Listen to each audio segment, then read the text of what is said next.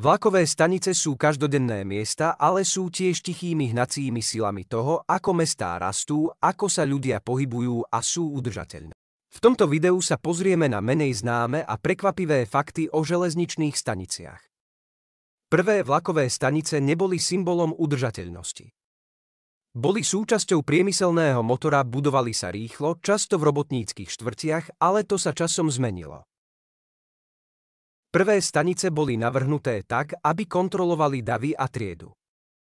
Viktoriánske stanice mali často oddelené čakárne pre rôzne sociálne vrstvy. Samotná architektúra bola použitá na vytvorenie spoločenského poriadku s usporiadaním, značením a bariérami navádzajúcimi cestujúcich na základe stavu alebo typu letenky.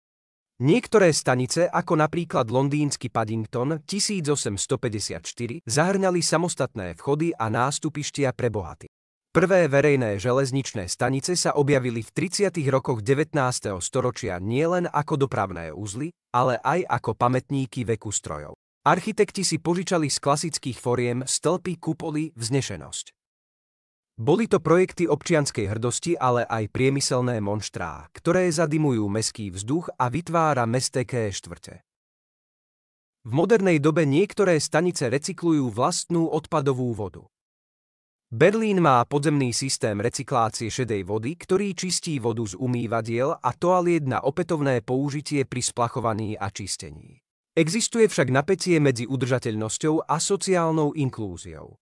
Mnoho moderných staníc uprednostňuje maloobchod a dohľad pred odpočinkom a rovnosťou. Akustický dizajn je rastúcou prioritou udržateľnosti. Mnohé nové stanice, ako napríklad stanice Crossrail v Londýne, používajú akustické prepážky a absorpčné podlahy na zníženie stresu spôsobeného okolitým hlukom. Výskum spája dopravné prostredie s vysokým decibelom so zvýšenou srdcovou frekvenciou, úzkosťou a nižšou pozornosťou, obzvlášť dôležité pre mladých používateľov a neurodiverzitných cestujúcich. Spotreba energie stanice sa veľmi líši podľa dizajnu.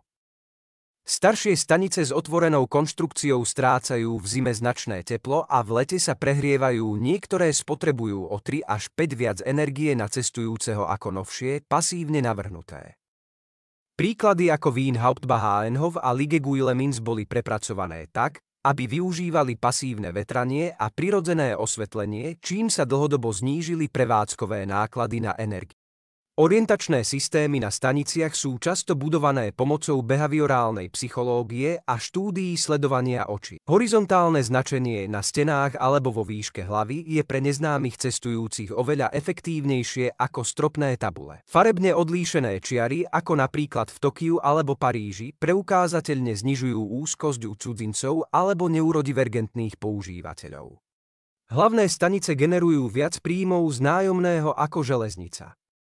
V uzloch ako Tokio, Paríž, Gare du Nord alebo London King's Cross pochádza väčšina príjmov zo staníc z maloobchodných prenájmov, nie z predaja lístkov. To viedlo k tomu, čo mestskí kritici nazývajú malifikácia verejnej dopravy, kde sú stanice prevádzkované skôr ako nákupné centrá, nie ako občianske priestory.